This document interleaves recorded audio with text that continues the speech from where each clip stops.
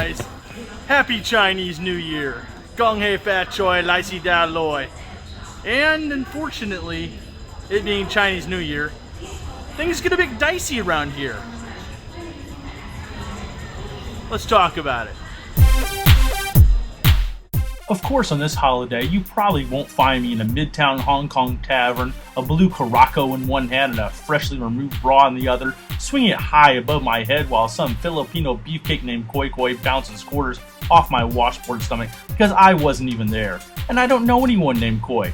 Okay, clearly the latter statement was a lie. Harmless, transparent, and white. I have a cousin named Koi Koi, and I'm proud to say he's an awesome guy. But seriously, lying is bad and most definitely not a good habit to get into. No, not even as a last resort to avoid a knife fight.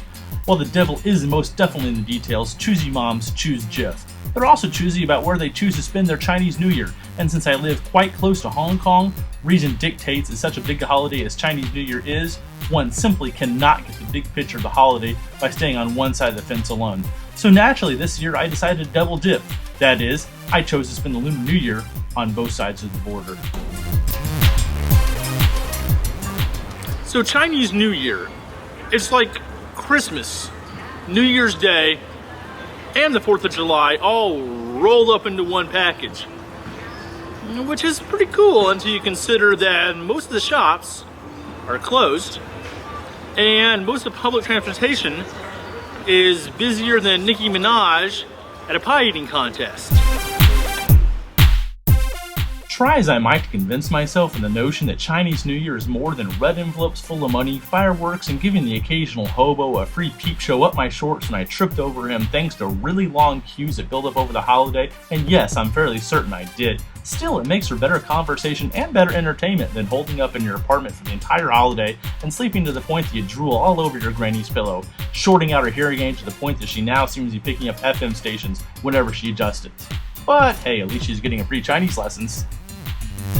Okay, so you're in China and it's Chinese New Year. What can you do? Well, you got a couple of options. One, load up on supplies, bunker down, and just wait for it to pass. Won't have to worry about the public transportation or all the stores being closed. Or, if you know someone, you might just get yourself invited to a Chinese reunion party during Chinese New Year. Now, I should specify, you gotta know someone. Don't invite yourself. Then again, it being Chinese New Year, you could always just go enjoy some fireworks. What can I say? I'm just glad I can entertain that poor hobo. I mean, I can very well see how in a chosen profession of panhandling on a street corner for coins, opportunities to peep up foreigner shorts would be somewhat limited. So I like to think of this as giving back to the community.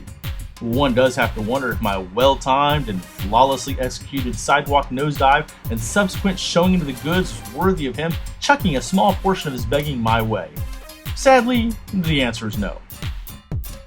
Perhaps I need to arrange a panel of hobos and a few drunken winos that have been begging for a while and attempt to wow them with my display of sidewalk colossal spills and concrete tomfoolery.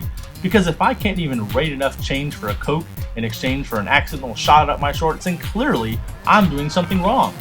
Sure, it's a little humiliating, but I like to think community service doesn't stop at soup kitchens and picking up trash. No sir, even the homeless deserve a little pick-me-up occasionally.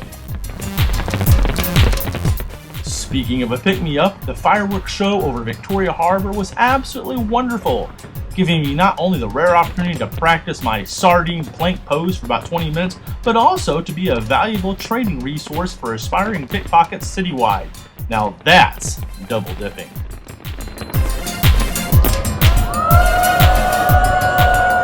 So it's Chinese New Year and you want to pop down to the corner store to get yourself an ice cold Coca-Cola.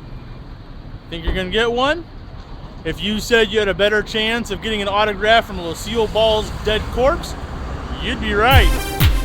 So when it's all said and done, parlor tricks and what basically equates to a male upskirt shot aside, Chinese New Year both in Hong Kong and in China had their subtle differences in the way it's celebrated and, in my opinion, different sides of the same coin, tucked in a red envelope and given for all to enjoy a very happy Year of the Monkey. Well, hey, I appreciate you guys watching. Like anything else, make sure to like, comment, and subscribe. And as always, stay frosty.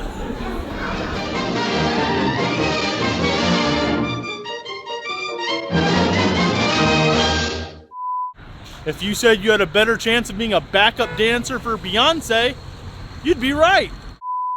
If you said you had a better chance of weaving Weird Al's hair, you'd be right. If you said you'd have a better chance playing pickup sticks with your butt cheeks, you'd be right. If you said you'd have a better chance getting the last meatball at Fat Camp, you'd be right. If you said you have a better chance finding the female in a Bangkok ladyboy bar, you'd be right.